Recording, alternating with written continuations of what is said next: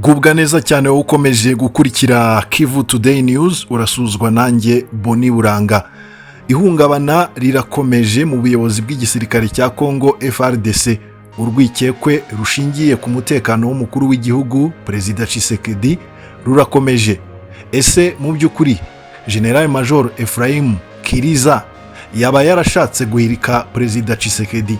Hari amakuru avugwa yuko uyu mugabo afunze. Uyu mugabo si umuntu usanzwe, ni umukuru w'abashinzwe kurinda umukuru w'igihugu cya Congo. Ese haba hari umugambi wateganywaga wo guhirika Perezida Tshisekedi? Bamwe bavuga ku by'aya makuru bavuga ko byagombaga kuba ku munsi w'ejo kwa gatanu tariki 15 z'ukwezi kwa gatanu 2026. Reka tugaruke kuri iyi nkuru turebe ko General Major Ephraim Kiriza ashinjwa gushaka guhirika Tshisekedi, turebe ukuri kwabyo ndetse n'impungenge n'urwikekwe mu gisirikare cya Congo. Mbahaye ikaze muri iki kiganiro.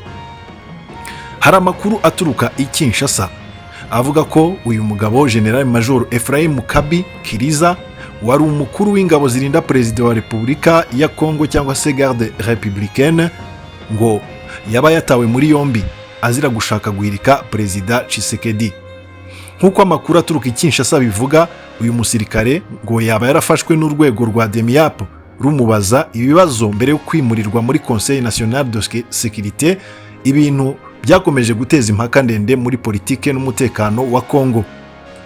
Nubwo kugeza ubu nta rwego rwa leta ya Kinshasa ruragira icyo rutangaza ku mugaragaro kuri aya makuru, gukwirakwira kwayo byahise byihuta ndetse bituma havuka impungenge zikomeye ku bwumvikane buke buri hagati y'inzego z'umutekano z'iki gihugu ndetse no ku mikoranire iri hagati y'ubuyobozi bwa Perezida Felix Tshisekedi n'abasirikare bamwe bakomeye. Bikavugwa yuko ngo ku munsi wa gatanu, ku munsi w'ejo, ngo yagombaga guhirika Tshisekedi. Ngo hakaba hari imyitozo ikomeye idasanzwe yavugwaga mu mutwe wa Garde Républicaine itarizwi cyangwa se itari yarapanzwe mu buryo busobanutse, ndetse no muri SDM abitwa Service de Documentation Militaire ngo bari bamaze iminsi bari mu myitozo idasanzwe yari yaratangiye gukekwa na bamwe nk'ikimenyetso cy'umwuka mubi uri mu nzego z'umutekano za Congo. N'amakuru ava imbere mu gisirikare yerekana urwikekwe kuko n'abasirikare bayatangaje akwirakwira mu mbuga nkoranyambaga. Ariko kugeza ubu nta gihamya gifatika gihari cy'uko ibi byaba byarabaye. Ariko si ubwa mbere haba havuzwe gushaka guhirika Perezida Tshisekedi, uretse ko byagiye biswata cyangwa ntibikunde. Ibi birerekana urwikekwe rukomeye. Abantu bategereje kumenya niba hari itangazo rizasohoka rigaragaza ko ibi bintu ari ukuri, cyangwa se niba uyu mugabo azongera kugaragara mu ruhame. Congo imaze igihe ifite ikibazo cy'igerageza rya coup d'etat, dore ko muri Gicurasi 2024 Christian Malanga n'itsinda rye bagerageje guhirika Tshisekedi. Ariko General Major Ephraim Kiriza yagaragaraga nk'umuntu w'umwizerwa. Kugeza ubu nta na rimwe yarigeze avugwaho ibintu nk'ibyo.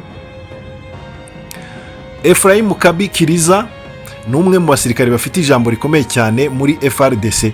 Azwi cyane nyine nk'umuyobozi wa Republican Guard, ingabo zirinda umukuru w'igihugu, zirinda ingoro y'umukuru w'igihugu, zikora ibikorwa by'umutekano bikomeye cyane.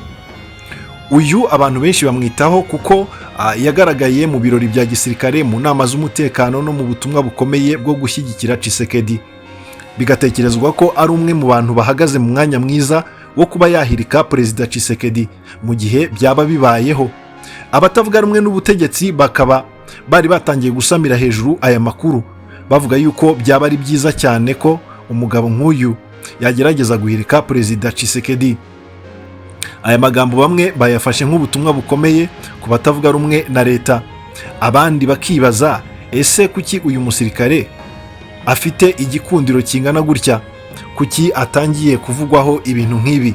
Ese buriya hari induru ivugira ubusa ku musozi? Muri Gicurasi 2024 Congo yakangutse yumva amasasu muri Kinshasa. Itsinda ryitwaje intwaro ryari ryinjiriye ahantu hatandukanye harimo Palais de la Nation ndetse n'urugo rwa Vital Kamerhe. amashusho yakwirakwijwe ku isi yose yerekanye abantu bafite intwaro bavuga ko bashaka kubohora Kongo. Nyuma y'amasaha make igisirikare cya Kongo cyatangaje ko cyaburijemo kudeta, bamwe baricwa abandi barafatwa. Ubwo rero ubwoba bwaratangiye kwinjira mu gisirikare, ndetse hakomeza gutekerezwa ko isaha iyo ari yo yose Perezida Tshisekedi ashobora kuzahirikwa. Muri iyi minsi hamaze iminsi havugwa ibijyanye n'ihindurwa rya manda cyangwa se gukora impinduka mu bijyanye n'itegeko nshinga, aho Perezida Tshisekedi ashobora kuba azakomeza kuyobora na nyuma ya manda yemerewe n'amategeko. Hari benshi bifuza kubona Tshisekedi yavuyeho.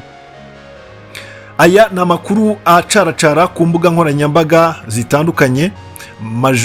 General Major Ephraim Kabikiriza akaba ataragaragara mu ruhame kuva aya makuru yatangira gutangazwa. Icyakora abo ku ruhande rwa leta ya Kongo baravuga ko ngo ibi ngo ari propaganda cyangwa se ibinyoma. Ibi ngo bikaba byaba bigambiriye gusebya cyangwa gushyira icyasha ku gisirikare cya Kongo. Ese Kabikiriza yashobora guhindura imikorere cyangwa yashobora kuba yaba umwanzi wa Tshisekedi?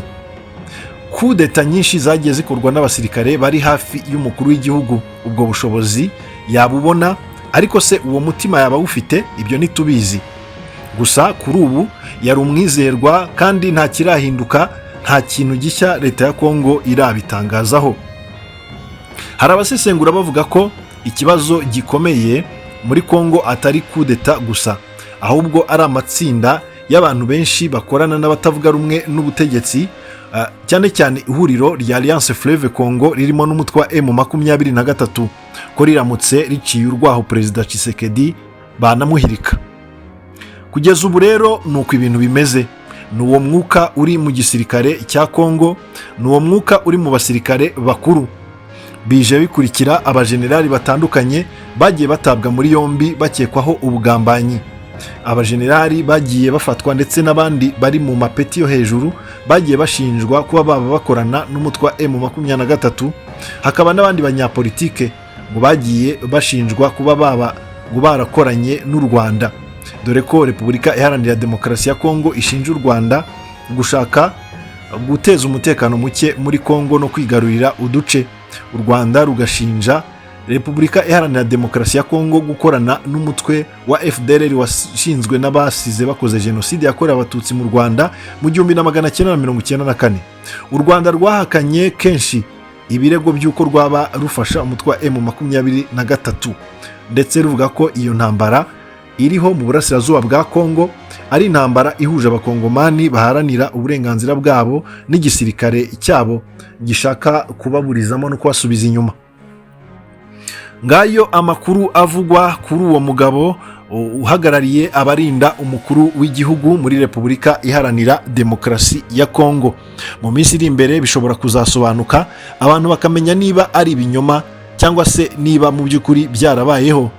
Ntabwo bizihishira, ni ukubiha igihe. Uratekereza iki ku mutekano wa Perezida Tshisekedi? Urabitubwira muri comment.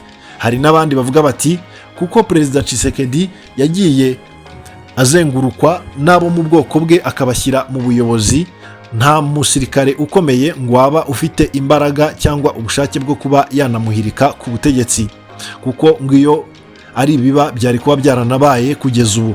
Ariko muri politike mpuzamahanga ibintu bishobora guhinduka isaha ku isaha, cyane cyane mu gihe havugwa ibyo gushaka guhindura manda z'umukuru w'igihugu no guhindura itegeko nshinga. Nahangiye gusoreza iki kiganiro nari nabateguriye. Reka mbashimire cyane kuba mwari mugikurikiye. Mwari kumwe nanjye Boni Buranga. Abatarakora subscribe mwibuke kuyikora, abayikoze namwe ndabashimiye cyane kuba mukomeje kubana natwe. Muduhe ibitekerezo muri comment, mukande like, mubikunde, mubisangize n'abantu benshi batandukanye kugira ngo amakuru ajye abagereraho ku gihe.